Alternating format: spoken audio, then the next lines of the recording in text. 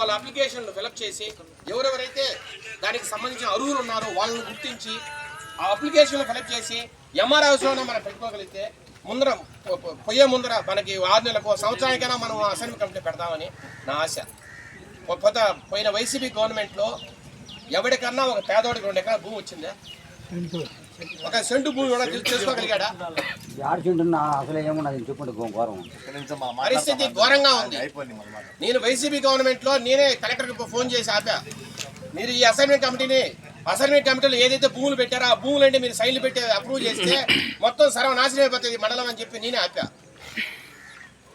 ఇంతకన్నా ఘోరం ఎక్కడా లేదు. పేదలను బతికిద్దాం. దళితులంటే ఎవరికీ అసలు రెస్పెక్టే లేదు. ఎక్కడ పట్టుకుని కొట్టడమే వాళ్ళని ఏమి మాట్లాడే హక్కు లేకుండా చేస్తారు. నిన్నటికి నిన్న మొన్నటికి మొన్న పెద్ద గలాట భీకరంగా కొట్టారు ఒక అతన్ని. 10 మంది కోసం బతుకుతాం. లీడర్లు తెల్ల సొక్కా తెల్ల ప్యాంట్ వేసుకుంటున్నామంటే దీనికి ఒక వాల్యూ ఉండాలి.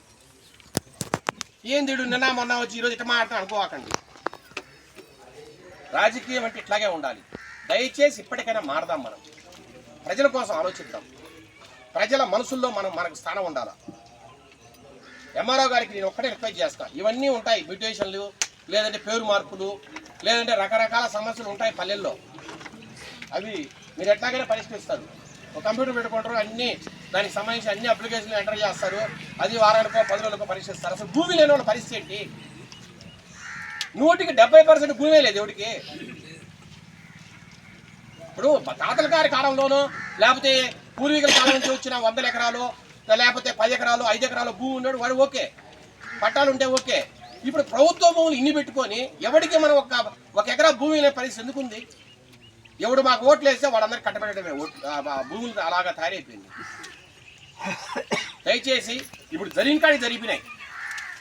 ఇప్పుడు ఎవరైతే భూముల్ని సాగు చేసుకున్నారో అవేం చేయలేకపోవచ్చు. మనం ఇక మీద ఏదైతే ఖాళీగా ఉన్నా ఎవరన్నా గుర్తించండి.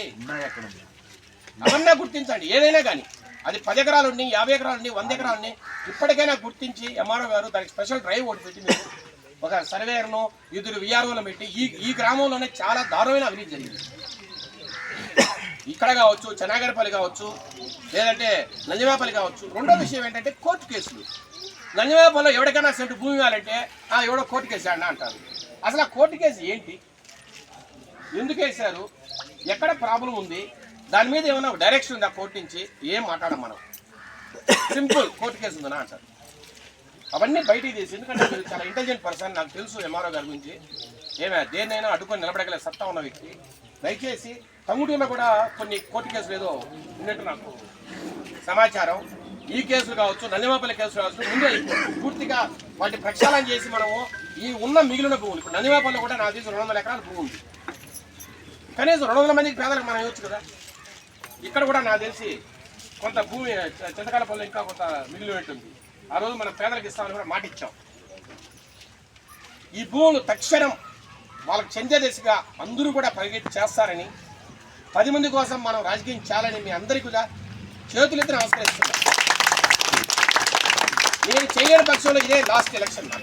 నేను చేయని ఎలక్షన్ చిన్న విషయమా? బడుగుపల్లికి కనీసం ఒక సెంటు లేదు. డిగ్రేట్గా భూమిగా ఒక సెంటు బడుగుపల్లికి కూడా చుట్టుపక్కల గ్రామం ఆక్రమించినారు. కానీ బడుగుపల్లికి నేనేమంటున్నానంటే దయచేసి ఒక మాట వినండి. మీరు లీడర్లు కావచ్చు, ప్రజలు కావచ్చు, ఎక్కడెక్కడైతే